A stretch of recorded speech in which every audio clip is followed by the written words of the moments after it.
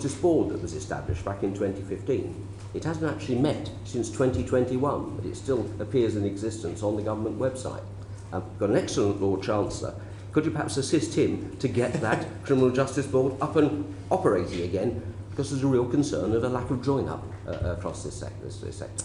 So I'm very happy to make sure that the join-up is happening. And actually, for example, on tackling illegal migration, that's something where I regularly convene different departments, particularly Home Office and Ministry of Justice, because it requires, and indeed actually DLUC and others, because it requires a cross-government coordination to deliver on the priorities. And I'll happily look at making sure that we are coordinated and joined up. I'm not sure what the exact right structure is sitting here, but I very much am sympathetic to the thrust of the question. Just a potential cost savings if we can get it right. And again, which is to the benefit of the individuals and indeed the taxpayer, where we can realise those. And the final point I was going to raise, Sir Bernard, very quickly, is this. You've recognised in the past, Prime Minister, the importance of the reputation of the English legal system for the United Kingdom's standing in the world. In October, England and Wales will have its first woman Chief Justice.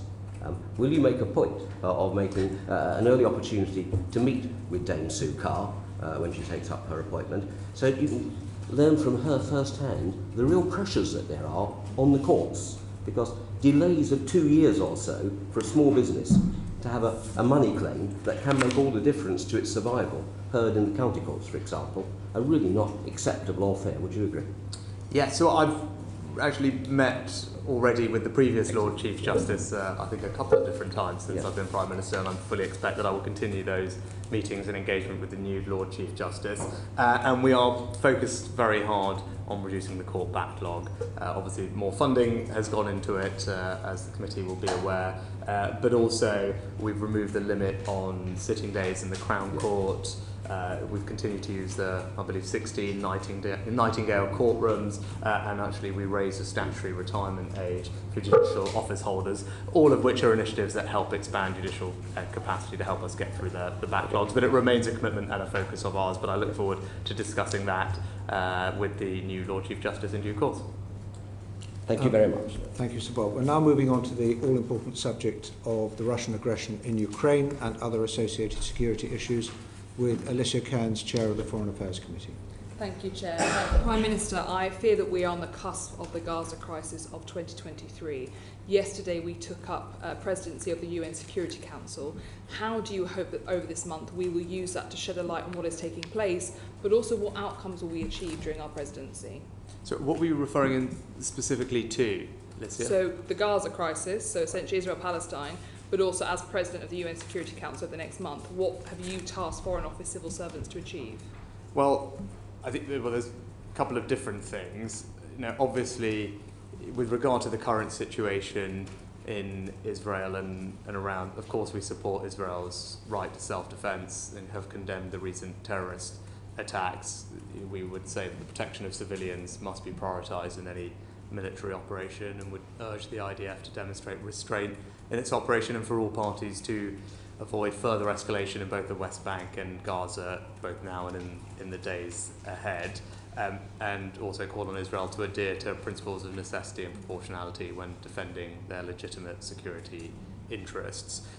More broadly, with regard to the UN Security Council and our actions there, I would imagine that we will continue to focus on highlighting what's happening in Ukraine, Russia's illegal invasion. I think one thing that we have helped, I think, play a leading role in is ensuring broad support at the UN condemning Russian action. Over 140 different countries have signed the resolutions that we have helped to support in the UN, and that will continue, I would imagine, to be a focus in the coming weeks and months. And I think recent events in Russia highlight from others the illegality of Russia's invasion, and I think hopefully other countries are recognising that and will continue to use the UN as a platform to highlight that. So just before we move on to Ukraine, in your discussions with Netanyahu, how clear were we that we should not see an expansion of illegal settlements, and will we see Israel-Palestine brought forward specifically by the British government then over the next month? So settlements are illegal under international law, and we've said that they present an obstacle to peace and threaten the physical viability of a two-state solution. We've consistently engaged with Israel, and obviously I met President Netanyahu a little while ago, and we've repeatedly made clear to Israel that we oppose any settlement expansion, and we've asked the Israeli government to halt and reverse its policy. And moving then to Ukraine, there are reports that ahead of the Vilnius summit, I guess a coalition of the willing will bring forward some sort of security support package, a security agreement for Ukraine. Can you set out for me what your vision would be for such a security agreement for Ukraine? Well, not wanting to preempt the conversations that are obviously happening in private, what I have said is that I think it would be beneficial for Ukraine and for the conflict for there to be a multilateral declaration of support for Ukraine into the long term. There are various different shapes and forms that can take. Those conversations are happening. The purpose of that declaration, assuming it can be something that gathers broad support, is to demonstrate that support for Ukraine will be in place for the long term. I think that will send a strong signal to Putin that his efforts are in vain, and ultimately he should recognise that we, the coalition of the willing who are defending principles of territorial integrity and the UN Charter, are not going to go away, and will continue to give Ukraine the support it needs and the means to defend itself against current and future aggression. But so those conversations are ongoing. And what's your level of confidence that Vilnius we will see a path to NATO membership for Ukraine set out and agreed? Again, those conversations are ongoing. As you all know, NATO is a consensus organisation, and so we're having those conversations with our partners. You know, what's very clear, I've said previously in the past that Ukraine's rightful place is in NATO, but the alliance works by consensus, so we will have to work together with our allies. But there are things that we are already doing that will help Ukraine on that journey, notably increasing the interoperability of capabilities, the training of Ukrainian troops to NATO standards, and the provision of NATO standard equipment. All are examples of that type of support that will help Ukraine not just now, but on that longer term journey as well. Thank you. Moving us to the Balkans, there has been an international failure of deterrence when it comes to the Western Balkans. I think that's best exemplified by the EU and US response and recent punishments of Kosovo in the face of Serb antagonism and Dodik's secessionist rhetorics in Bosnia and Herzegovina. As Prime Minister, will you now commit that we will rejoin U4, which I'd add that both Turkey and Chile are members of? And will you also consider lobbying for an expansion of KFOR's mandate in Kosovo so that they can deal with the illegal arms being brought across from Serbia into Kosovo, which are arming illegal Belgrade-funded and armed militias in Kosovo? Well, first thing to say is we in the government fully support Bosnia and Herzegovina's territorial integrity and sovereignty, and will continue to take measures against those who threaten that. I'm particularly concerned about the situation in the north of Kosovo, which you'll be familiar with, and very much condemn the unprovoked attacks by protesters on KFOR personnel. The Foreign Secretary has already told the Prime Ministers of both Kosovo and Serbia that leaders in Belgrade and Pristina do have a responsibility to reduce tension and prevent further violence. Our view is we must find a way back to the EU-facilitated dialogue. With regard to EU4, we do see EU4 as vital for peace and security in Bosnia and Herzegovina, and our non-participation in it doesn't reflect the importance of the operation to the peace and stability of the region, and we're going to continue to explore opportunities to widen cooperation with the mission. Thank you. I would urge the government to look very close at that, and then very briefly, just taking back to Israel-Palestine, just a yes or no answer. Okay. Would you now put in place a special envoy for the Middle East peace process to make sure we have the adequate attention on what's going on there? I think, look, it's something that I know the FCDO are talking to the Honourable Lady about, and happy to continue talking to her about. We continue to say that's something that we'll be open to at a time that we think it will be beneficial to the peace process. So it's not that we're against it in principle, it's just figuring out when it can I'm going to take that as a yes, but subject to announcement, hopefully. Thank you very much. Thank you, Chair. Prime Minister, I'm not using my time in this session for the benefit of others, but two supplementaries very briefly. We're confronting Russian aggression in Ukraine very vociferously and very clearly. How confident are you that the international community is not appeasing proxy Russian aggression in the Balkans? I don't believe that we are, and as I've heard from my answers to Alicia, we're continuing to take quite a robust stance against proxies, not just in that region, but previously in Africa as well with Wagner, because where we see threats to territorial integrity and sovereignty, I think it's important that we do our best to stand up for them, and that's what we're doing.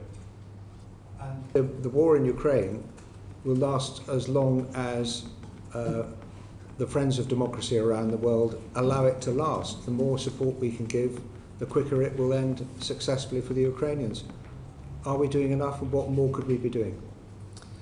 Well, we've, I think as everybody knows, provided providing £2.3 billion in military support for Ukraine this year, matching what we've given last year, which I believe puts us second only to the Americans. But I think it's more, as well as just the quantum of support, it's a type of support where we have been consistently out in front in the type of capability that we are providing to the Ukrainians and training them on. That you saw that with main battle tanks, which I was the first leader to announce we would provide, and then most recently with Storm Shadow long-range weapons, which are having a beneficial impact on the current state of the conflict. And we will continue to do that and look for opportunities to provide Ukrainians with the support they need. The priority remains, as it always has been, heavy armour, artillery, long-range weapons and training. Most recently, combat air, where we will play our part as part of an international coalition to provide combat capabilities, particularly training of pilots. And we're starting that this summer. In fact, which is something that I know the Ukrainians have warmly welcomed.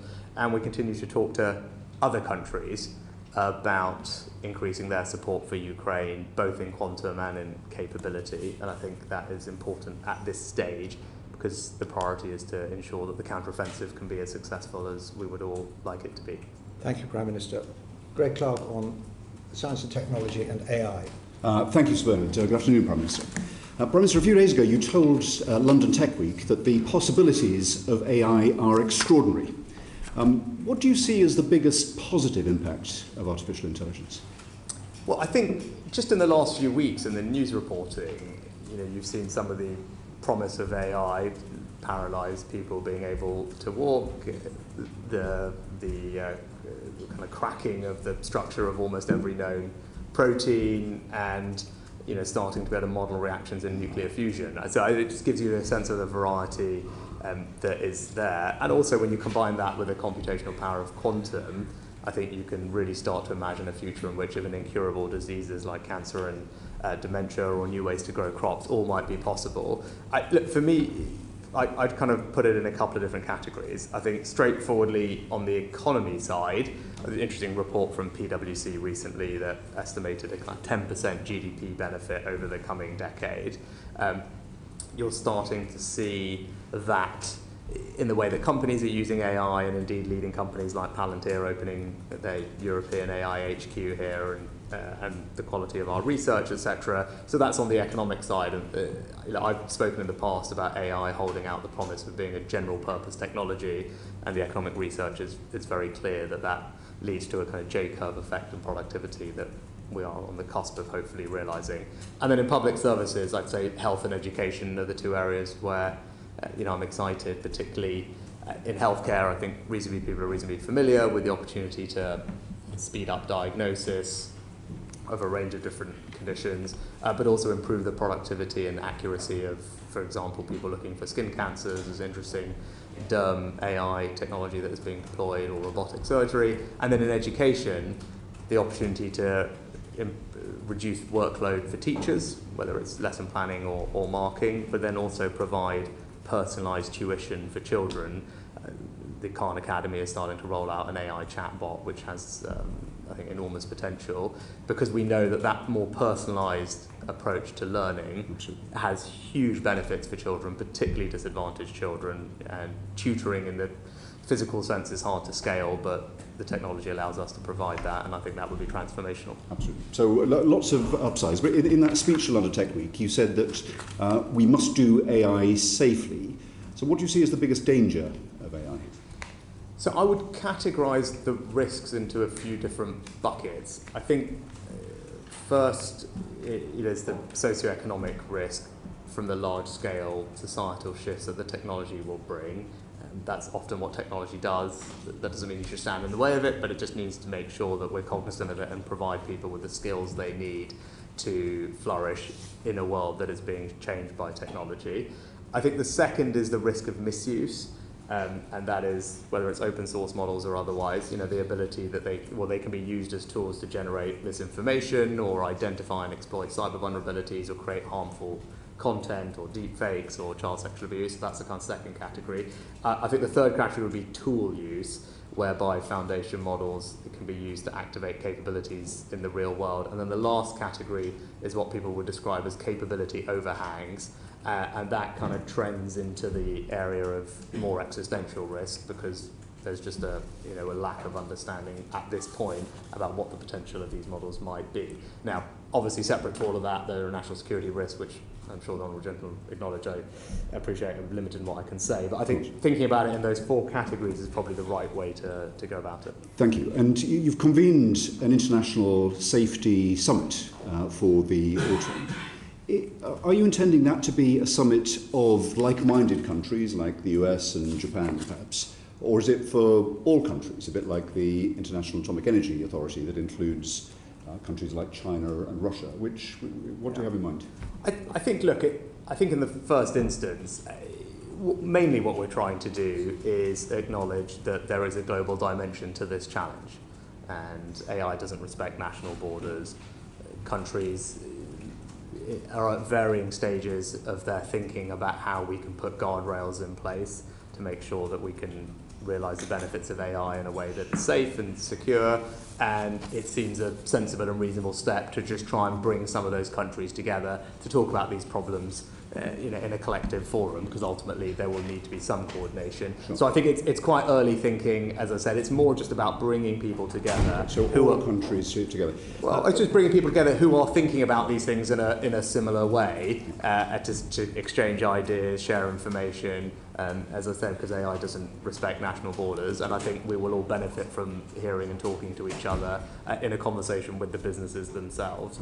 And I think that is really what this is about. I think we're a long way from anyone establishing a AIA, IAA equivalent for AI. Those things are long into the distance, but in the first instance, just talking through this with like-minded countries seems a sensible next step. Finally, from that, Prime Minister, you've got this summit. You published a white paper in March.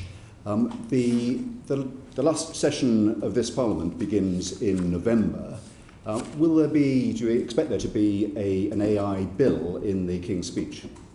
I'm not going to comment now on fourth session legislation. All those conversations are happening and no final decisions are being made. I think actually what we need to do, and I think probably we can do lots of this without legislation, is sitting down and figuring out what are the safety features and guardrails that we'd like to put in place. And I think we have a sense of what some of those might be, whether it's watermarking, whether it's pre-release information sharing, whether it's reporting and licensing of large training runs, whether it's pre-training or pre-deployment disclosure, transparency on the data sets that are used. I think that's the kind of category of things that we need to spend time on, which is why the Foundation Model Task Force has been set up and funded specifically in its early phase to focus on safety research. I think it's an area where the UK can lead because we already have good capability in it. So if we can develop that capability further, because it's a growing field, it will mean that we will know what to do. And it may well be, and actually so far, the conversations with the three leading foundation model companies have been incredibly cooperative. But they're calling for legislation. I think what they want are for governments to put in place the guardrails, and they're very open about that, and they're very, I say thus far, they have been incredibly constructive and open and transparent with government, and want to try and find a solution together, which, as I said, it's too early to preempt what all that might look like, but you can imagine a world where at least the initial stages of that don't require legislation necessarily, but actually just require us to get in there and do safety evaluation on the models and have access to them. And I said we've had announcements already from some of those foundation model companies that they will provide that access to the government to be able to do that on a priority basis, which I'm grateful for and I think will help us get this right. Thank you, Prime Minister. I'm sorry, we're dragging behind. People are going to have to be quicker and I'll have to be stricter. Dame Diana Johnson, Home Affairs. Thank you. Good afternoon, Prime Minister. I know you're appealing the Court of Appeal's ruling on the Rwanda scheme. You've said this policy is an important part of your plan to tackle illegal migration and stop small boats. So do you have a plan for what you'll do if the appeal fails? As I said, our belief remains that the plan that we have is legal, it's compliant with all our obligations, and we'll be appealing it vigorously. And if you look at the ruling, what you'll see is the Lord Chief Justice, in his opinion, agreed with the High Court and with the government that the safeguards and reassurances that we have received from Rwanda are sufficient.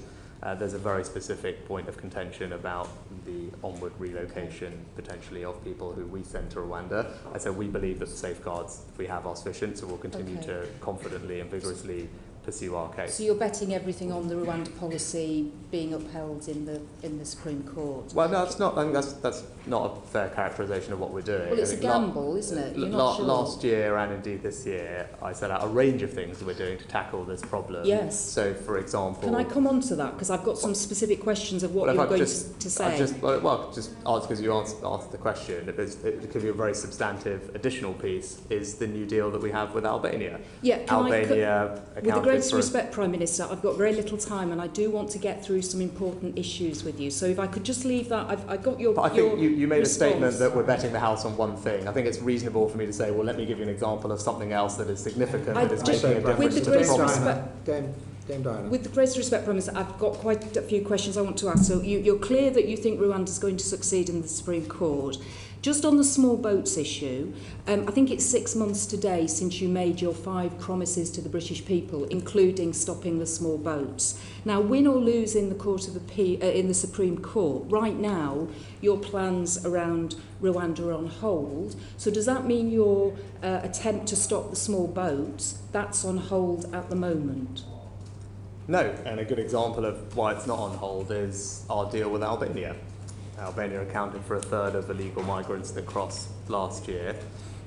We looked at, and that is surprising given that Albania is clearly a safe country and it's an ally, European nation, and it's a signatory to many of the same treaties that we are on these issues, which is why our new deal with Albania and a revision in how we treat illegal migrants from Albania means. I know you're very keen to talk about Albania, but I'm very keen to actually address the fact that in June, you asked for an example of being committed to continuing to stop the boats outside of the Rwanda policy. This is a very good example of something that, as I said, we've returned almost 2,000 illegal migrants. But none from actually who came across last year. None of the returns actually relate to people who travelled in small boats last year, do they?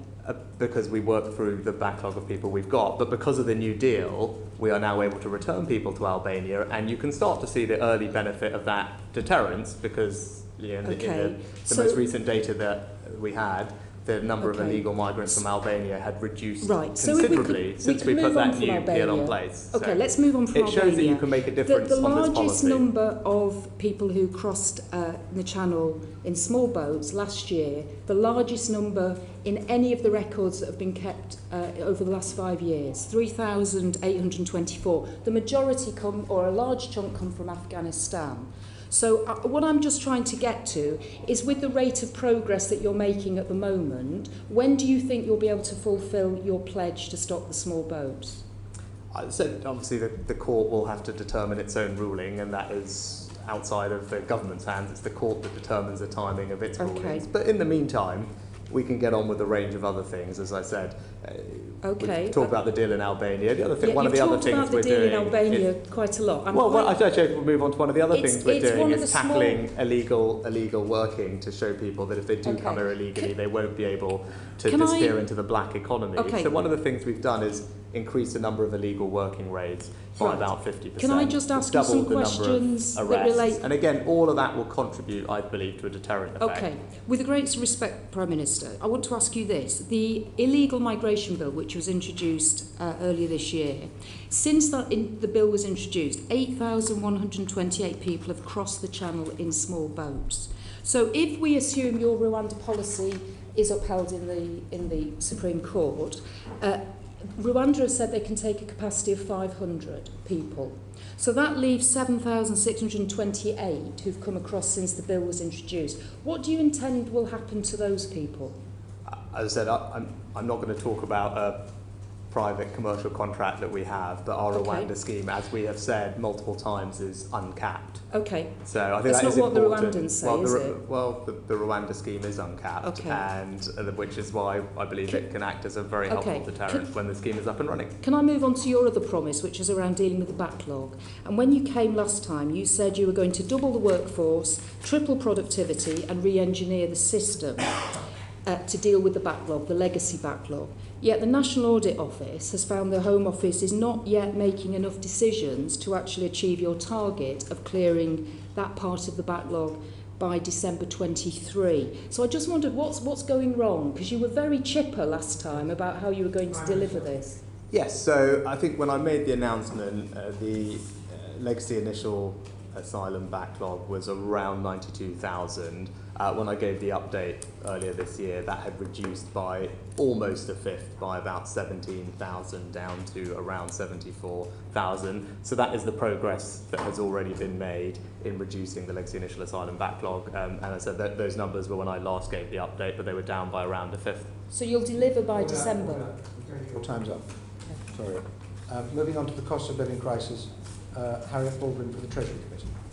Thank you very much, Sir Bernard. Now, Prime Minister, we're halfway through the year and you want to halve inflation this year.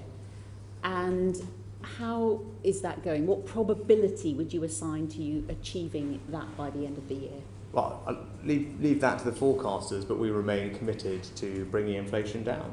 And halfway is a step on it going back down to the inflation target, which is obviously even lower than that. And now it's clearly inflation proving more persistent than people anticipated, but that doesn't mean that the plans and the policy options that have been deployed are the wrong ones. Indeed, they're the right ones, whether that's monetary policy, responsible fiscal policy, or supply side reform. That's the right toolkit that you need to deploy bringing inflation down. We just need to continue to stick to the course, and that's not easy. That involves difficult decisions, but those are the right long-term decisions for the country, because if we don't do that, inflation will just get worse and last for longer, and that doesn't help anybody. You've mentioned forecasts, and the Bank of England, the Chair of Court, has actually written to the Treasury Committee to say that they're going to do a root and branch review of their inflation forecasting models because they have been wrong. So what percentage would you put on achieving your goal of halving inflation? I don't have one for you. I'm working 100% to deliver it, and we will keep doing that. That's all I can do, is just keep throwing everything at it. And as I said, the broad mix of policy levers we have are the monetary policy, which is independent of government, fiscal policy, which is in our control, and supply side reform. Those are the two levers that we have that we will make sure that we use fully. And I think everyone can see that this is incredibly important, and it's important that we tackle it, because that's ultimately what is making people poorer. It's eating into the money in their pockets, and that's why defeating inflation is such a central premise and plank of our economic strategy. Do you accept that there's a higher probability as of today that you will miss that target than there was at the beginning of the year? I think there's a range of forecasts, but I don't spend my time on that. I can't control. What I can control is what we're doing, and what I can tell you is we remain committed to bringing inflation down and using all the tools at our disposal to keep working to bring inflation down. Right? That's what I should focus on, and that's what the government is going to continue to do. And given that the Bank of England have accepted they need to look again at their inflation models, do you have confidence in the approach that they're taking to bring inflation down? Yes, of course I support the Bank of England. I mean, look, their modelling is a matter for them, and it's right that they're having that dialogue and evaluating everything that they do. But of course I support the Bank of England. The track record of the independent central bank over the past 20-25 years at keeping inflation to target has been very strong. I don't think anyone thinks we should return to a world where the government is setting interest rates. So I think it is right that they're set independently. Again, it's not easy that we bring, there are no decisions that are easy when it comes to bringing inflation down, but we have to do the things that are right for the long-term benefit of the country.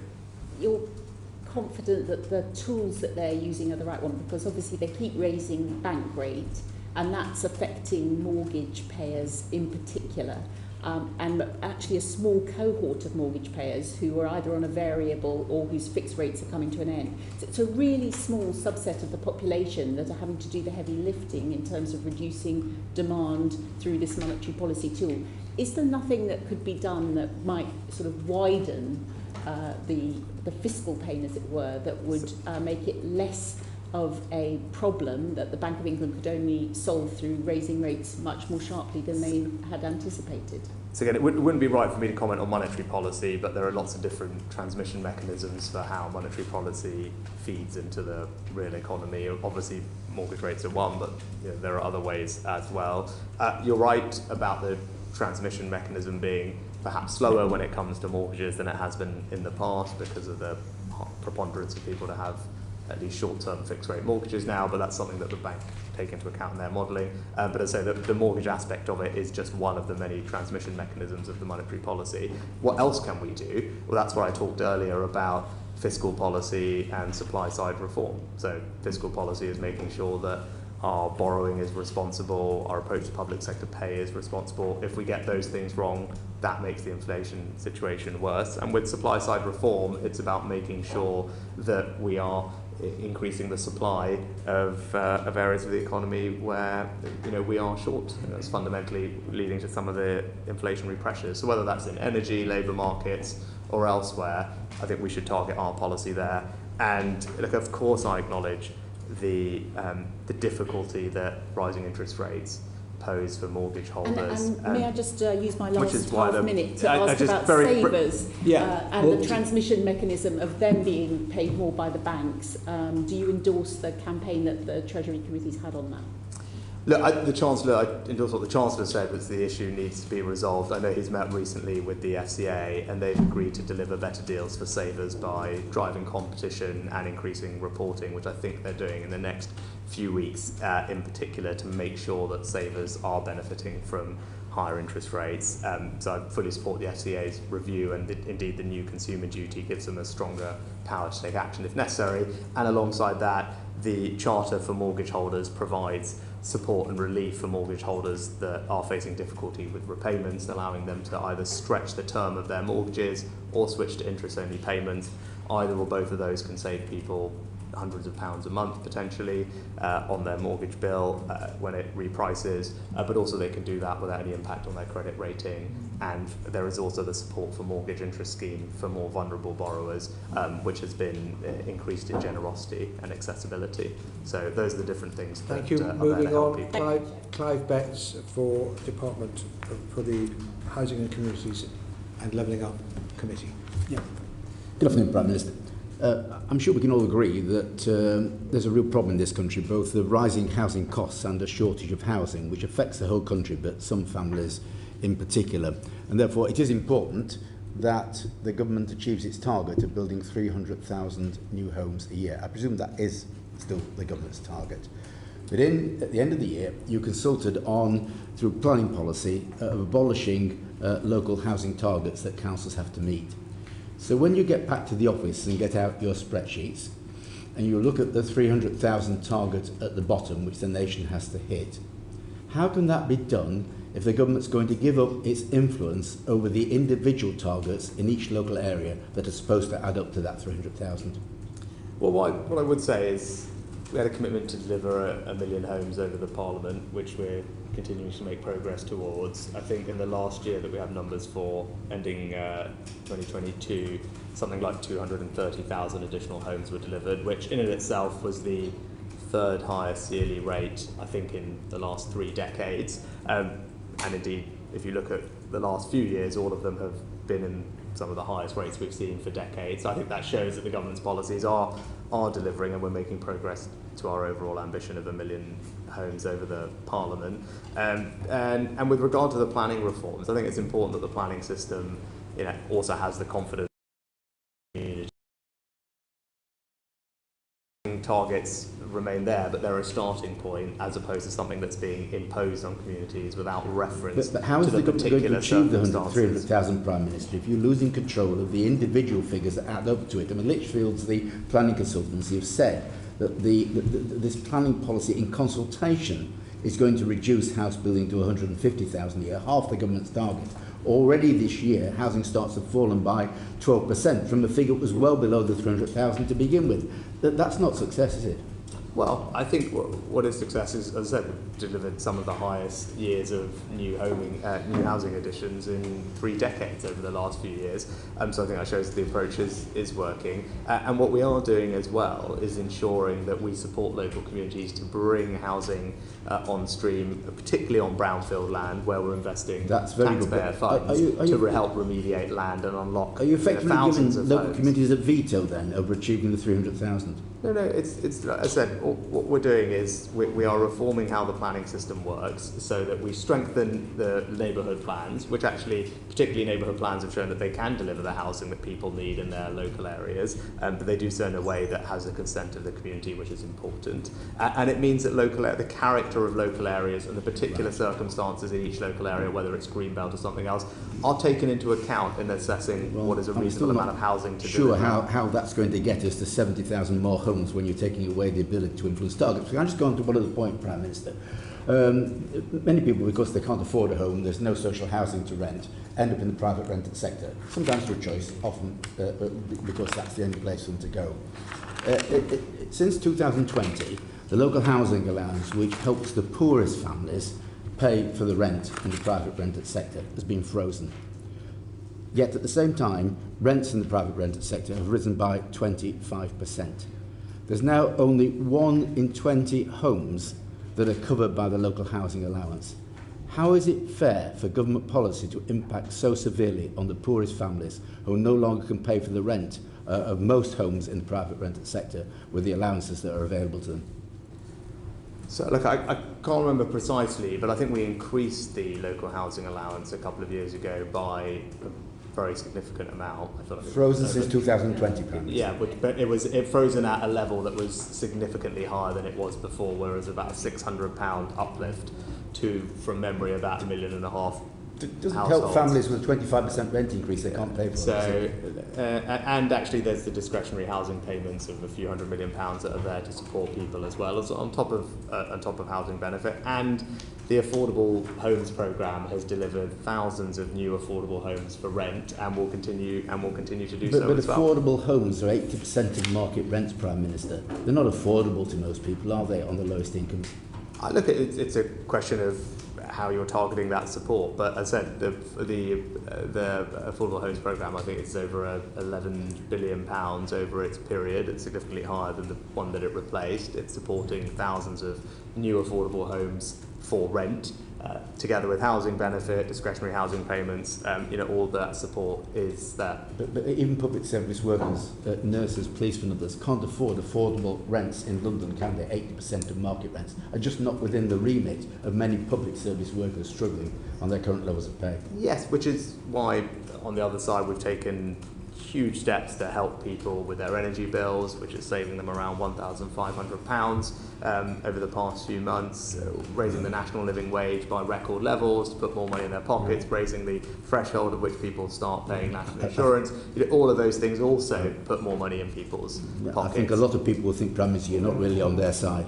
Order. Well, I think if you actually look at you can look at the case studies of families in different circumstances, and what you'll see is, because of the support we've put in place, it is actually disproportionately benefiting the most vulnerable families. Now, that's happening in lots of different ways, whether it's support with energy bills, the cost of living payments that are worth £900 that are going to several million of the most vulnerable households in our society this year, whether it's the national living wage increase or the tax changes.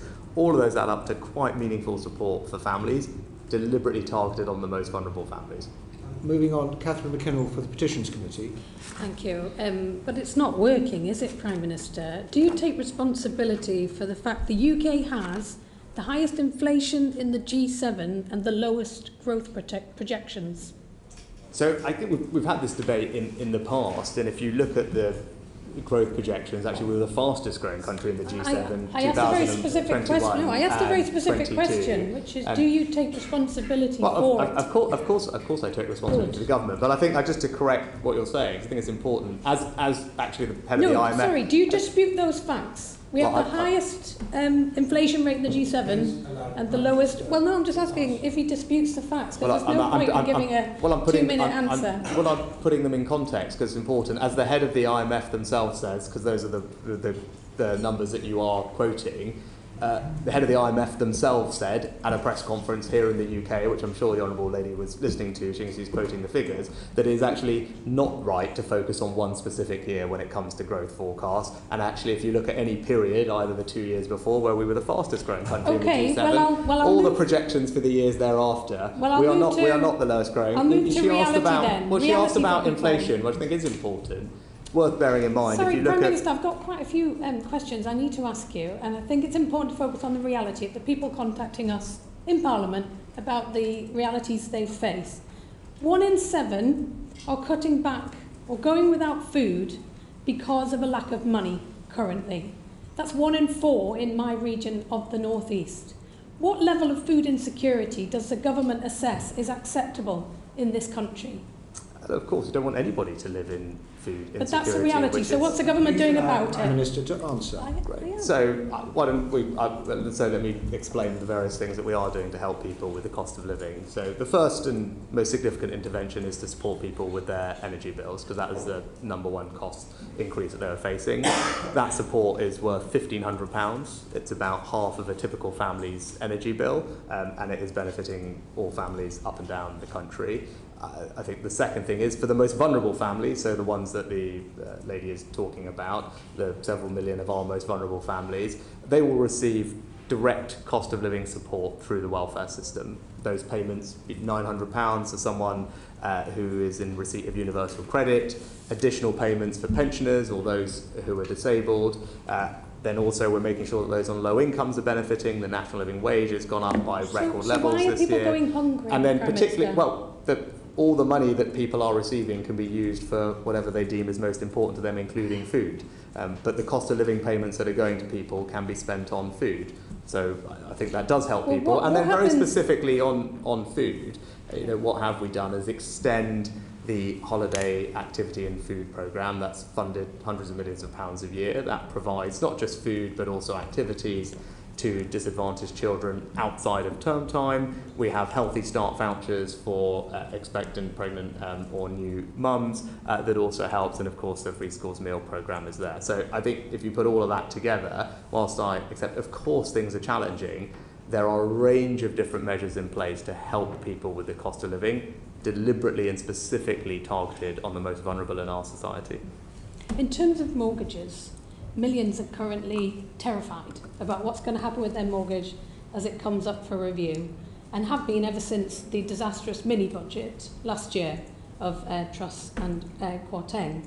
Do you know the number of people that are due to remortgage by the end of 2024? I don't have those numbers to hand, but what I can do, and what would probably be helpful, is to explain to all the people that you're talking about who you said are anxious about that, what support is in place to help them. So a typical mortgage outstanding in the country is about £140,000, or about 17 or so years left. If that mortgage was to reprice now, it would go up from around £770, £800 up to about £1,000. That's a significant increase, of course it is. So what can someone do in that situation? Well, if they extend the term of their mortgage, which they can now do thanks to our mortgage charter, by say 10 years, that will reduce the monthly payments. basically back down to where they are currently. They could switch to an interest-only period for a while. That will again reduce the payment by hundreds of pounds. So those are just a couple of things that they can do. So for those who are most vulnerable, then, as I said, the support for mortgage interest scheme is there through the welfare system that provides support for people much more quickly than it used to. So those are the practical examples of how someone in the circumstances that you're describing can access support that will actually ease some of the burdens for them, not make them disappear for sure, but considerably ease them. What about the 15% who are not taking part in the government scheme? There's about 1 million mortgage borrowers affected. What is the government doing about that? Is it really enough to say to the banks, be nice? No, I said the vast majority of the mortgage market is covered, and the Chancellor is continuing to have those conversations with the 15% that are not, but the vast majority are covered, and that's why, as I've outlined, for someone on a typical mortgage, that support can potentially, or those easements can potentially help offset hundreds of pounds on their monthly mortgage costs when they come to reprice, as well as the support that's there through the welfare system. And again, they can do that without any impact on their credit rating, and because of the consumer duty that the Chancellor has introduced with the FCA, anyone facing fear of repossession will have a full 12 months before that can happen, and the banks have a duty to act fairly and responsibly. So as I said, of course I know it's a worrying time, but there are very specific practical steps that are in place to help people. Thank you. And moving on to William Ragg on constitutional matters for the Public Administration and Constitutional Affairs Committee. Thank you, Sir Bernard, and good afternoon, Prime Minister. Prime Minister, I hear alarming reports of a blob wandering down Whitehall, thwarting the ambitions of ministers. Do you recognise that characterisation? No. And so where do you think it comes from? It doesn't come from me. That my general experience has been in the jobs I've had, whether it's starting out at MHCLG, where I spent much time with Clive, but also in particular at the Treasury over the last few years, and now Number 10, that I've always been supported by incredibly hardworking and diligent civil servants who responded to what I needed and worked all hours, day and night, to deliver what I wanted. So some current and former ministers, however short-lived they might have been, one night of the realm is described as blobonomics. Do you think this talk is really an excuse for weak ministers and perhaps unworkable policies? I think ultimately the elected government of the day is responsible for the policies that it is putting forward, and I would expect, and indeed have found in my experience, the civil service to be responsive to implementing them. Of course, that requires strong leadership and direction from ministers in grip over what's happening, and of course things may sometimes feel harder to work through than you would like them to, but as I said, in my personal experience, I haven't found that to be an issue.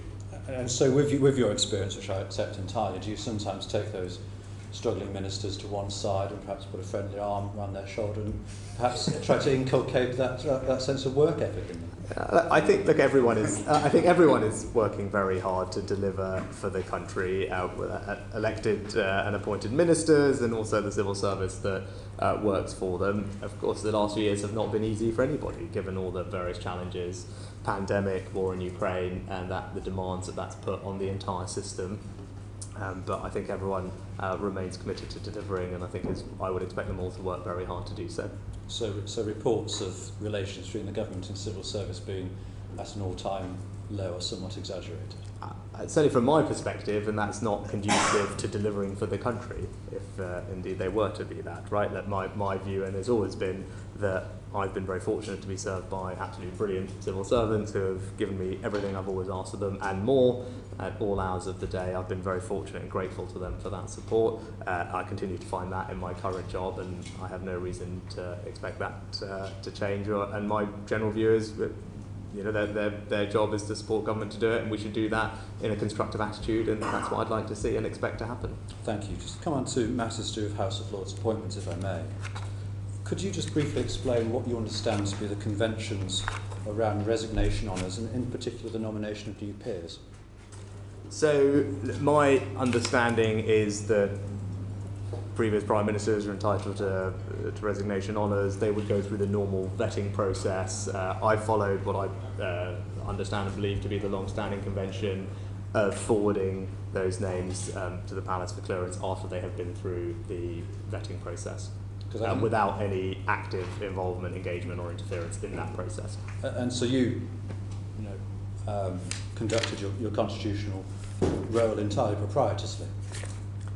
Yes, as I said, I had no active involvement or engagement in that process. I received a list and forwarded it on unaltered. The list that came having been vetted by the House of Lords Appointments Commission? Absolutely.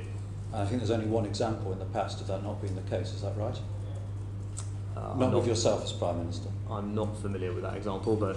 Well, I think the example was Lord Trudders, and the next day he gave the party a donation, but they were entirely unrelated, I'm quite sure. As I said, I've whatever list that I've received that has been through the vetting process, I've forwarded on without interference or active involvement in it. Thank you for clarifying that. Could I ask if you think there's any circumstances under which a resignation honours list is not appropriate?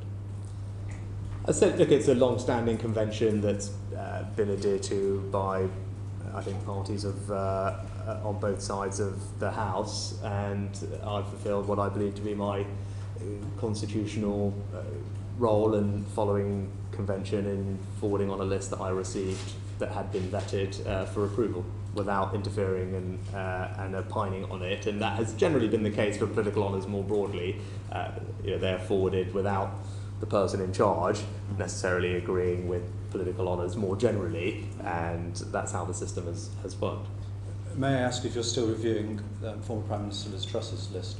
I said that process is ongoing and it hasn't reached me yet. It hasn't reached you yet, that's helpful. This is entirely hypothetical, as you understand, from my keenness for a Conservative victory at the next general election, so please don't take this the wrong way. But if the eventuality was that you, in circumstances, would you think it appropriate yourself to issue a resignation on his list? Again, it's not something I'm focused on or have given any thought to. I think that's a fairly good answer. Thank you, Sir Bernard. Thank you, Mr. Ryan. Pete Wishart, Scottish Affairs. Prime Minister, it's now almost 25 years since the Scotland Act established the Scottish Parliament, and I think it would be fair to say that relationships between the two governments have never been so poor, characterised as they are by mistrust, suspicion and antagonism. What are you personally doing to try and improve the situation? Well, I think it's important to try and have a constructive relationship with all the devolved governments in the United Kingdom. Clearly, we're not going to agree on everything, but that doesn't mean. I do think it's important, which is why I think when I first had this job, I spoke, I think, on the first day to the, as it was then, First Minister, not just of Scotland, but of Wales. I was also the first Prime Minister, I think, in over a decade to attend the British-Irish Council that brought together the leaders from across the United Kingdom and the Republic of Ireland. That was warmly received. I met with First Ministers in my role and have done with the new First Minister, and continue to try and find ways to work collaboratively together, for Freeport's being a good example of that, whilst acknowledging it's clearly not that we're going to agree on everything, but it's good to have the dialogue. Well, that's a very lengthy and important list, but isn't it the case that we now have a situation where the UK routinely ignores Scottish Parliament legislative consent motions? The UK can now legislate in devolved areas. We have the nuclear option of a Section 35 being used for the first time. And Scottish Government ministers are even being reprimanded for saying Brexit is bad for Scotland when meeting foreign delegations. Do you think this muscular unionism is actually working for you? No, as I said, I think there are examples of the Scottish Government and UK Government working together, particularly to deliver things like free ports. But you mentioned the Section 35. I think we've had that debate in the past. It was clear that there were concerns about the operation of that law on UK-wide competencies and areas of competence, and it was reasonable in that sense for the Scottish Secretary of State, after taking significant legal advice, to issue the Section 35. And you say, I know, yes, the first time it's been used, but it was always envisaged. It was always envisaged that it might be used, including, I think, by the SNP at the But it's time. not- it's not- So I don't think people can debate the principle of being used because it was something that Again, was I'm just trying supported to at get the through a number time. of questions. And again, obviously, it's Yeah. subject to a legal proceeding now, so there's a And limit it's to how but much it's not we can just say. The Scottish Government, but with respect, the Welsh Labour Government recently criticised the UK Government's unilateral and destructive approach to devolution and is actually seeking to have the UK judicially reviewed. The Northern Irish executive isn't sitting in Scotland. Wales feels that their democracy is under real threat. Is devolution broken? Well, again, on Wales, I spoke to the First Minister, and I think the first day I got this job, I spent time, I've met with him, again, delivering free ports, which are a good example of Wales and Wales and the UK government working together. And with regard to Northern Ireland, because you brought it up, I think anyone can say that I haven't been heavily, actively involved in trying to restore the executive in Northern Ireland. I think I visited Northern Ireland almost 5 or 6 times in my first few months in this job. I think I should demonstrate my commitment to Northern Ireland, the people of Northern Ireland, and the Windsor Framework represents, I think, a very significant intervention that removed one of the big barriers to the executive being restored in Northern Ireland. Given that the UK government's given itself the provisions of the Single Market Act against strong opposition from Scotland and Wales, isn't it the main problem that the UK government represents English interests while at the same time being the arbiter and referee for the whole of the United Kingdom? And you've now given yourself the powers of the European Union. Surely the four nations idea across the UK just isn't working anymore. No, I think actually, look, the Scottish government, as far as I can recall when I last looked at this, was probably the most powerful devolved assembly anywhere in the world. If not the, certainly one of. Government also delivered all the recommendations in the after 2016. Those have all been delivered. And I think the UK government is right that it looks after UK-wide interests. Now, as I say, sometimes those will conflict, and we've seen that with the Section 35 on the Gender Recognition Act. There's a court process to resolve that, so we should let that run. Saving Scotland from itself with legislation like no, I think that's because like there's DRS. Is it your job now to be the corrective feature when it comes to devolution issues that you don't like? No, actually, I mean, on DRS, actually, the drinks industry raised concerns about the Scottish government's your job was to do that on their behalf, differing on the rest of the plans for the UK. Now, it's because they had an interaction with UK interests that the UK government was requested for the UKIM exclusion. And actually, as I said, there was an exclusion given on narrow terms, and the decision to not proceed was a decision that was made by the Scottish government. So it would seem to be in the English national interest, therefore, it will be judged to be in the UK interest. Is that how it works? I'm just trying to understand how we get to where we are with these. If it's four nations, surely all four nations should be equal in how these issues are approached. Well, as I said, the operation of the scheme had an impact on UK-wide interests, and that's why UKIM exclusion was sought, granted on a narrow basis, which would allow the scheme to proceed in a particular way. It was a decision, I think, of the Scottish government ultimately not to proceed with it. Yeah, because you made it possible for them. That's not right, actually. I think the chief executive of Circularity Scotland was categorical. It had nothing to do with you. I think it was categorical that the scheme remain viable on that basis, and many successful schemes run without glass. So it was the Scottish government that decided not to proceed, and that's a decision that they can explain. Sir Chris Bryant for the Standards Committee. Thank you. The Ministerial Code says when Parliament is in session, the most important announcements of government policy should be made in the first instance in Parliament. So why did you announce the NHS workforce plan, not in Parliament, but outside Parliament? I've always tried to announce what I can in Parliament. I think my track record, and the Speaker's always said in the past that I particularly have done that. Where that's not possible, or the statement is made immediately thereafterwards, particularly in areas. You announced it last Friday. I think particularly where it's worth considering that this is not just the government's plan; it's also the NHS's plan. You could have announced it in Parliament on Monday, couldn't you?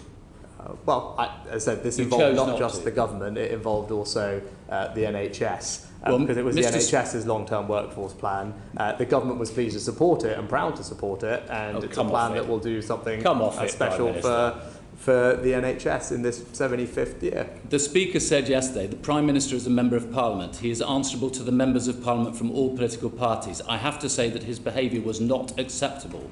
He may be the Prime Minister, but the Members of Parliament should hear first. Have you apologised to the House yet? As I said, I continue to be in Parliament to answer members' questions on a range of issues, making statements on a range of topics, and will continue to do so. But you're not coming to Prime Minister's questions tomorrow, are you, or next week? Yes, because I am attending the 75th anniversary celebration for the NHS. And you decided when that should be, so you could have had it tomorrow evening or tomorrow morning. No, again, that's not right. I did not decide when that was, and quite frankly, even if it was on a different day, also because His Majesty is in Scotland on Wednesday, it might have been reasonable for me to be there as well. And with regard to the week afterwards, I'm also at the NATO summit. Remind us when a Prime Minister I don't know whether is the Honourable Gentleman suggesting that I shouldn't attend the NATO summit on behalf of the United Kingdom, as previous Prime Ministers have done. Remind us when a Prime Minister last missed 2 Prime Minister's questions in a row. As I said, I don't know, but yeah. as I said, I don't know, it's important. Is the Honourable Gentleman suggesting that I don't attend the NATO summit, which I'm not in control of the dates of? No, I'm suggesting that you should be attending Prime Minister's questions and not attending the NATO summit. And you should have made the statement to the House of Commons, because your own ministerial code says that that's what you should do. So your view is your view is that we should not be attending the NHS celebration or the King's coronation celebration in Scotland, or indeed the NATO summit. I mean, that's a perfectly reasonable point of view. But let me ask you a different question. Pointing out the Leader of the Opposition also will be speaking. We're talking about your turning up in Parliament. NHS. We're talking about your respect for Wednesday. Parliament. You didn't turn up for the Owen Paterson votes at all. That's right, isn't it? I can't recall. You didn't turn up for the Boris Johnson votes at all, did you? No, I was at a charity dinner for Jewish care. I think that's some cutting it fine, I would argue, since other members of Parliament who were at the same dinner with you and left after you did manage to get back for the vote. I think, with greatest respect, I think their role and my role at the dinner probably slightly different. You chose not to be there, didn't you? That's twice. On 2 rule-breaking moments, you chose not to be in Parliament. But yesterday, you opined on the rules of cricket. Take us through that. I chose to fulfil my obligation to an incredible charity for whom that is one of their significant fundraising moments of the year. My presence there was something that they had asked for, and actually me being there and being able to thank their volunteers and donors was something that they appreciated. Others were there. Wes Streeting was there as well. He managed to get back. Again, with the greatest respect, I think his role and my role at that dinner were probably slightly different. I'm very happy to talk about the rules of cricket, as you mentioned. Yeah, but not about rule breaking in Parliament. No, so that's my point. I've also I might addressed ask you that about the Privileges Committee then. So the Privileges Committee has accused 7 MPs of trying to undermine and impugn its work. The Leader of the House has condemned this. Do you think that they should apologise to the House? I haven't actually gone through the report yet, so. You haven't read the report? No, I haven't been through the report yet in detail. I've seen it being reported, and I've been very clear in the past that... But you asked Zach Goldsmith to apologise? Yes, because he's a minister. So you have read it sufficiently to note that Zach Goldsmith should apologise? Yes, I've read the findings report. I haven't read the report from cover to cover, no. But I have read the findings. It's about 3 pages long. Right, but I've seen the findings.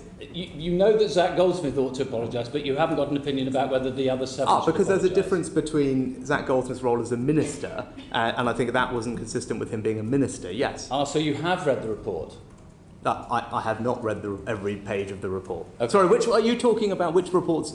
Sorry. Anyway. There are 2 reports. The report that we're considering next week, the one in which it says that the committee thinks that the 7 members of Parliament, all of your political party, were seeking to impugn and undermine the committee report. Let me ask you something else. You have to authorise all foreign travel by trade envoys and other parliamentarians and parliamentary private secretaries. In the last year, that's cost £264,192. Why won't you publish the details of who that's being spent on?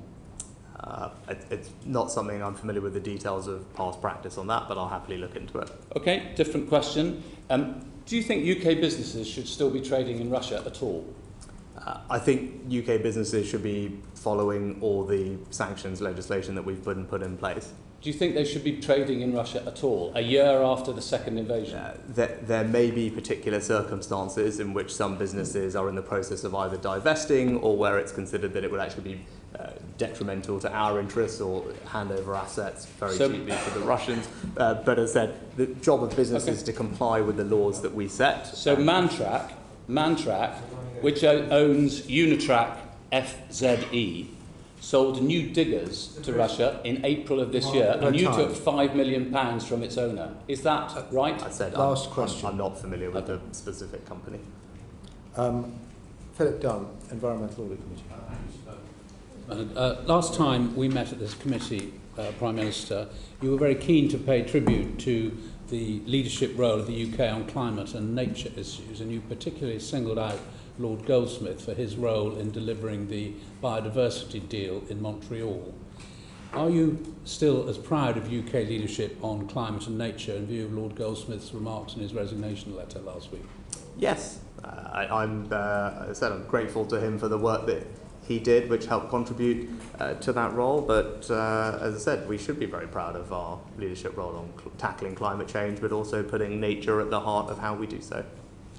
So the ambition for net zero remains, but delivery over the past year and under your Prime Ministership has slowed, and the evidence for that is the Committee on Climate Change's report last week, in which Lord Deben said in his finale, in his forward to that annual report, that our confidence in achieving the UK's 2030 target of the 5th and 6th carbon budgets has markedly declined from last year through lack of apparent delivery by officials, taking a signal that this has not been your priority as Prime Minister. I'd say, look, I disagree with what Zach Goldsmith said. I think our record is second to none. Yes, no, but just go more broadly, our record on this. And I mean, the facts are that we've decarbonised faster than any other G7 country. Right? Those are the facts. The facts are that when we were presidents of COP, we ensured a very successful COP that had a clear trajectory to 1.5, made sure that we increased the number of countries that had binding targets on net zero. We've protected land degradation, forests, coal financing. There's a range of things that we've led on. And with regard to the carbon budgets, again, the facts are that we have overachieved on every single one of our carbon budgets to date. We are on track to have met the third. That's what the latest statistics show. And I think the Committee for Climate Change said that their confidence in the UK meeting the fourth carbon budget has actually slightly increased in the last year. Look, with regard to 2033, then 2037, which is when some of these future carbon budgets are, of course, we've already set out that some of those policies will evolve over time. It's hard to predict right now with certainty the exact shape of the UK economy in 2037, but we've done a better job of this than anybody else. We have the most ambitious targets compared to anybody else, so I feel nothing but proud and confident in our record. Do you expect the British government to respond to both the US and the EU significant interventions that have happened this year before the COP28 meeting in November? Sorry, Philip, what was... So we've had the Inflation Reduction Act in the United States, we've had significant measures in the EU. I think, look, it's right that other places are catching up with us, right? I mean, that's the reality of it. We have decarbonised faster than any of those other blocks. So other countries are having to catch up, which is a good thing, which we welcome, right? That will help combat climate change. And I'm glad that they're doing so. And we do this in a completely different way historically. We've done it through things like contracts for difference and other things, which have brought tens of billions of pounds of investment into the sector. And if you look at that over time, and you actually compare as a percentage of GDP what we've done, what the US have done, we've consistently out-invested and will continue to do so. It's just that people do it in different ways, and I think you need to compare on an apples-to-apples basis. And again, one of the ways in which, and our contracts for difference structure is now being copied all around the world, and that is a different way to bring investment into the green transition. But also on the R&D side, we've protected our R&D budget, it's growing. That's ultimately how we can also contribute, because if we can develop the technologies that will help us deal with these things and then commercialise them, that will do enormous good for the world, and that's something that plays to our strengths as a country. So looking forward to COP28, do you plan to prioritise UK leadership? And if so, how are you going to demonstrate that? Yes, I mean, again, I attended COP as Chancellor and we had a very successful finance day. I think it was widely perceived to be the most successful finance day that COP had ever had. And the centrality of that made sure that we would be the first net zero financial centre, and all the things around TCFD disclosures and other things which we've pioneered. That's what I did as Chancellor. I attended last year. We talked about nature in particular last year, and that carried on at Montreal. And we will continue to do that this year as well. And I think part of the focus this year will be on attracting private capital to help with the transition. And that's something, given our strength in financial services, is an area where I think we can obviously play a leading role in. Thank you. Thank you. And moving on to Robin Walker, Education Committee. Thanks, Mohammed. You've referred, Prime Minister, to education as the closest thing to a silver bullet that we have. You also said at PMQs recently that children missing school is a tragedy. So how concerned are you with the latest figures that show that 24.2% of pupils were persistently absent in the autumn term, almost double the rate of the previous year? I think the first thing is it's welcome that the number of pupils who are persistently absent in school fell by I think over 300,000 spring term 2022 to the year before. But you're right that persistent absence is a real challenge. The tools for responding to it, resolving it, don't just lie with the Department for Education as well. So one of the things we're doing is rolling out attendance hubs across around 600 different primary and secondary schools to spread best practice. That will reach, I think, about 250,000 children. And the work they do includes activities like automatic text messages, using data to analyse proactively who might be at risk, those types of things. There's some other things I can talk to, but look, it's a real challenge and it's right that we focus on it. In terms of addressing this challenge, one solution which the government previously drafted legislation for was a statutory register for children not in school. That's been supported by the Children's Commissioner, the Select Committee, the opposition front bench, I think, in PMQs recently. And it's something we have legislation before the House from my colleague on the committee, Flick Drummond, to address that. Is that something that you feel the government could embrace and deliver? Look, we remain committed to introducing a statutory local authority register for children, as well as actually a duty for local authorities to provide support to home educating families. We will look to legislate at a suitable opportunity to do so, but obviously, again, without preempting full session legislation. Since we last met, the Chancellor has made very welcome announcements in terms of childcare and stepping up the activity of the government in that respect, providing support to parents of under 3-year-olds. That will mean a shift from the government subsidising about 50% of the childcare market to around 80%.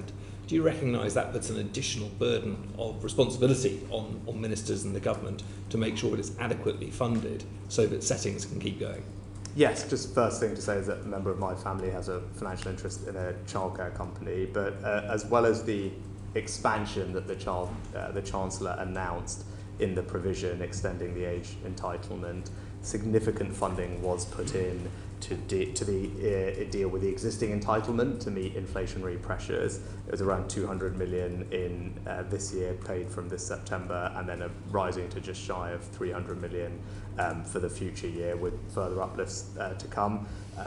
What does that mean? It means a 30% increase in the 2-year-old rate, which will take it to around £8 an hour, but also an inflationary increase to the other rates as well. And some of those rates, I think, have been welcomed in theory by some of the practitioners we spoke to, but there is a question mark over whether they will actually receive them, given some of the machinery of local government through which the rates have to pass. Will you be encouraging ministers to ensure that they do receive the rate at or close to the national rate that's been advertised? Yes, I mean, the rates were chosen in response to surveys with, I think, thousands of nurseries to understand the different cost structure for provision. They're adjusted in local areas to account for local differences. I will go back and make sure that the money is flowing as it is intended to, but it has been certainly been announced and put aside. And just lastly on this area, one of the great benefits of early education is early identification of need. And in terms of SEND, picking up issues early on, being able to address them early on, it allows children to engage with their education in mainstream schools, who might otherwise end up in much more expensive and more limiting specialist placements. However, our committee's heard that only 18% of local authorities feel they have enough provision for disabled children in the early years. Is there anything specific that you think should be done to address that as part of the wider efforts of the government in SEND?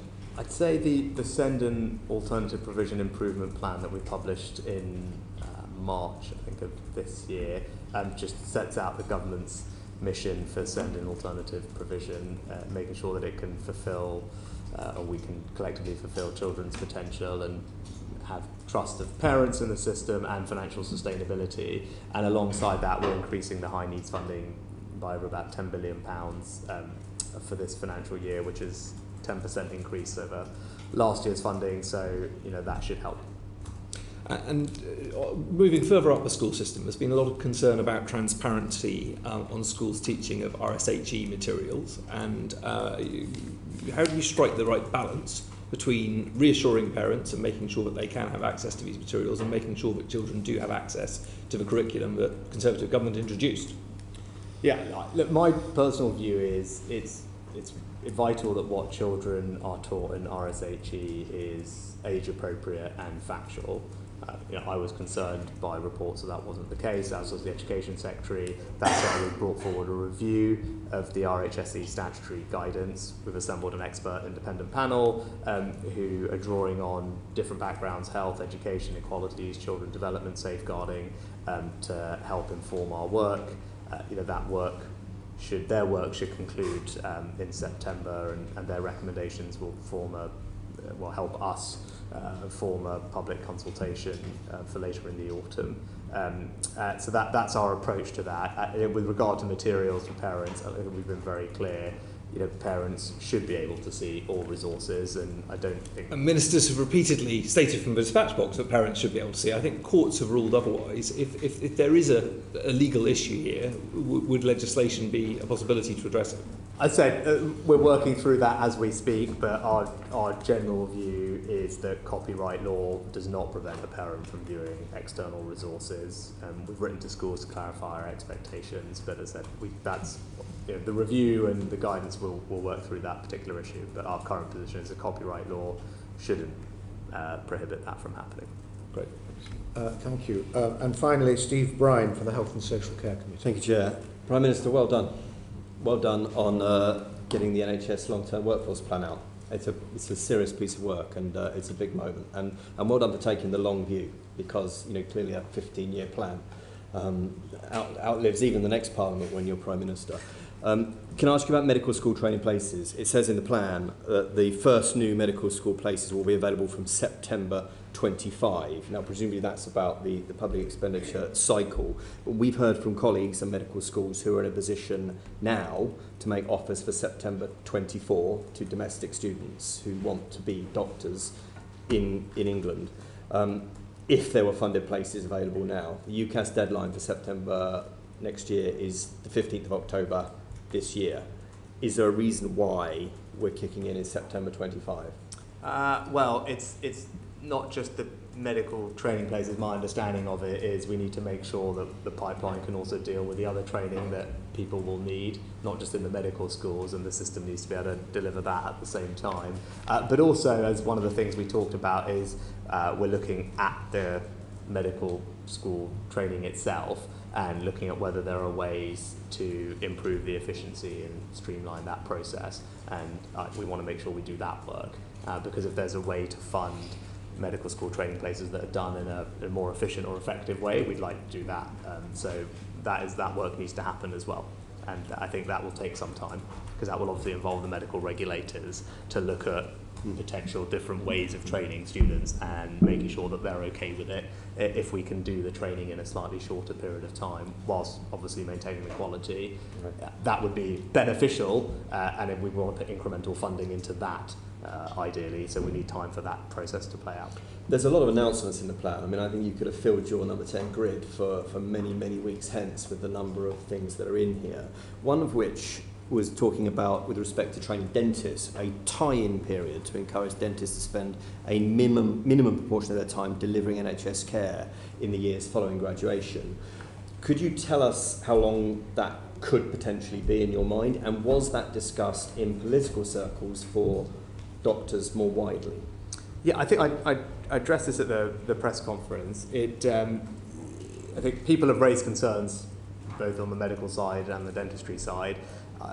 The work was done on the medical side, and I think I said that I haven't got the numbers to hand, but I think around 95-ish% of people who had done medical training after a certain period of time were still in NHS practice. So the issue was, I think, far less widespread than most people assumed it to be, which was why it didn't seem like right now it was necessary. The issue on dentistry was more pervasive, where I think, as I said, I don't have it to hand, but around, I think, only 2/3 of those who had trained at some point later were doing providing NHS services. That's obviously a far more significant issue, and that's after the receipt of hundreds of thousands of pounds of taxpayer support during training. So it did seem reasonable to explore options for a tie there. But as I said, no conclusions, but that seems to be something that is worth exploring for dentistry. At this stage, the issue in medicine seems to be less pervasive than imagined. So just sticking briefly with teeth, because you'll know there's huge concern among our constituents about access to NHS dentistry. There is talk of an NHS dentistry plan from the department, presuming that you wanted to get the workforce plan out first. Could you give any update to constituents as to when they might see that? I don't have an update, but I can tell you that we're still getting on, and there's more money that's been put into dentistry. There's been some reform and changes to the existing dentistry contract, and high-performing practices are able to provide, I think, about 10% more activity, which should also help, and the number of dentists higher now than it was before, or in the last set of numbers that I've seen. But not necessarily doing NHS work, of course, that's the challenge. Sorry? Not necessarily doing NHS work. But I said that's why the workforce plan not only trains more dentists, but also is exploring the type. All right. But the reforms to the contract should hopefully increase NHS. Just finally, the plan says on page 13, rising demographic pressures and changing burden of disease are increasing demand for NHS services. Well, yeah, and some. I mean, demand continues to outstrip supply with an ageing population. And I just wonder, where are you on the prevention agenda, Prime Minister? Because it has to be better than cure. You know, when you see that we've kicked the buy one, get one free regulations down the line, the advertising restrictions for food, high fat, salt, sugar, that's been pushed down the line. Where are you personally on the prevention of ill health? No, of course, prevention is always better than a cure. I think it's worth being cognizant of the particular challenges with inflation and the cost of living that we face at the moment, and I think it's reasonable to course correct for that. But more generally, you can see that calorie labelling on menus, for example, is a good example of that. And then if you look at the provision most recently of anti-obesity medicines, that should help, because we know there's a link there between other conditions like heart disease and diabetes.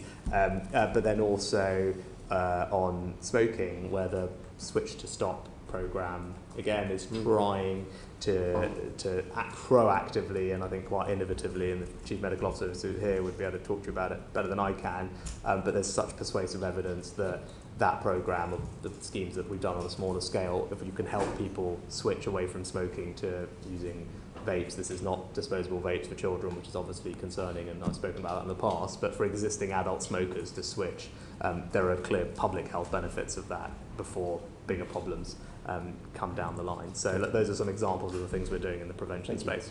And thank you for getting the plan out, Chair. Thank you. Well, we've done extremely well, and we're going to finish it even a little early, partly because I've foregone my own questions to a large extent. But could I just ask Sir Chris Bryant, who has volunteered to correct the record very neatly? Yes, many apologies. I said that Wes Streeting had voted on the 19th of June, and I was wrong, so I just want to put the record straight. Apologies to the committee. Thank you very much indeed. Prime Minister, thank you for your attendance today. Maybe we can have an extra 10 minutes or so next time. But I'm most grateful to you for attending. Thank you very much. Order, order.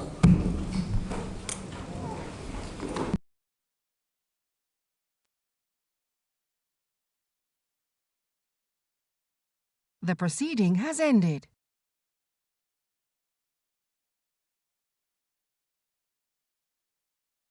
The proceeding has ended.